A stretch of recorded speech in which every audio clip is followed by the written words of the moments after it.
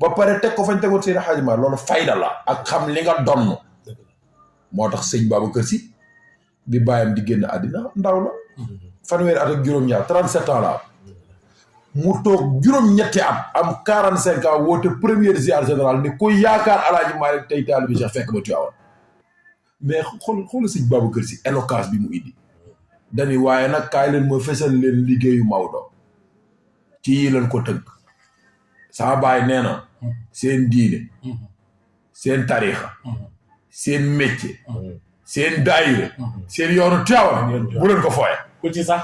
rek gis Maodo ku gis Maodo nga gis Maodo ku gisul Maodo nga gis Maodo xam nga loolu sëñ Babacar Sy def loolu mooy stratégie xam nga un stratège mooy ki nga xam ne dafa dem guerre am ñu muy jàkkaar lool nit ñi laay jaar ba ndar kepp ko boo koy wër jàpp sëñ Babacar Sy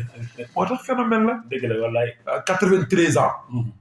la ziar général di def ren te wolof dafa léem ni lu dul dëgg du yàgg kon lu yàgg dëgg la ma kon il faut nga xam ne nag kii may wax c'est le grand patron c'est le grand patron moom su ma koy wax du ma fi jóg moo tax Serigne Cheikh huit ans après nekk ci xalifa am la ziar général muy noonu kon moo tax ñu bàyyi ko xel rek moom daal damay bañ a taataar ci moom dëgg la ndax koo xamul noo koy def ma kodd nag moom la defatal ma kodd bàyyi ma daaneel sama sëriñ bi dafa carré bi non parce que fi nga nekkoon dafa ne ma kodd bëgguma nga yàqal ma parce que ki may wax moo feeñal liggéey bàyyam dëgg la Seydi Hadji Malick dafa jombal waa génération waaye dañ leen jombeegu leen nanu dem nag ku ne bàyyi njaboot ñu xool ku ne ki nga bàyyi mooy kan boo bindee lettre bind ci xalifa bu kenn du ko yóbbu fenn que sëñ Babacar rek lañ koy yóbbu kooku nag mooy borom taxawaay bi ki nga xam ne moo ànd ak ay rakkam nag 1885 la gën a jamono magee na lu mu gàtt sa Alaaji Mansour jëlee 1900 xoolal li mu ko magee presque tuuti mu jur ko waaye mu jël ko nag boot ko rogati ko ni Alaaji Abdou Kaaya gisu leen bàyyi waaye maay bàyyi dinaa taxawaayu bàyyi taxawaayu mag moom jël ñoom leen déedéet waaye muy firi seen bàyyi bindi xilaasu saxaab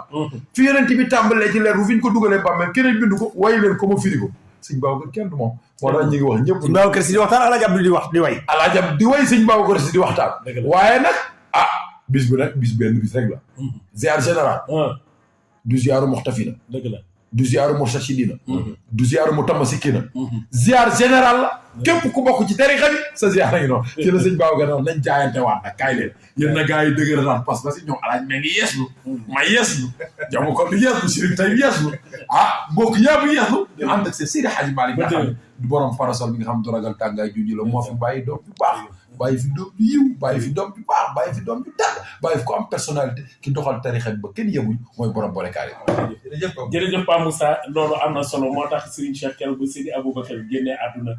nee na mu toog fa mu toog rek am lu ko gane mu jël xalima bind abuna Abibakri wa in kaana fil qabri radina bihi cheikhan ila axiri dafi ca mujj wooy ga mu ko naa yaa faddi bi xayri wasiri ashaada tayri xam nga loolu mandargay cofeel la boo xam ni Serigne Cheikh Ahmed Tidiane Sy Al Maktoum am na ko ak Serigne Babacar Serigne Mansour Sy borom daara ji moom itamit di ko xool ba caag ni ko xool naa la ba setli la mat nga bàyyi mat nga Serigne mat nga maam mat nga guide spirituel moo tax Cheikh Seydi Aboubacar mooy borom kaar bi nga xam ne fa mu ko daajir den fa la koy daajjoon maam bu nu jàqee ci yow lañu jëm yow lañu gëm yow lañu yaakaar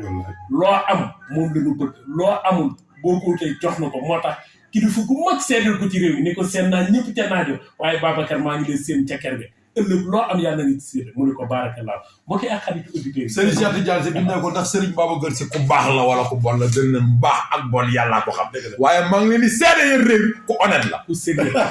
te honnêteté dafa la baax yëpp jërëjëf Pa Moussa jërëjëf Serigne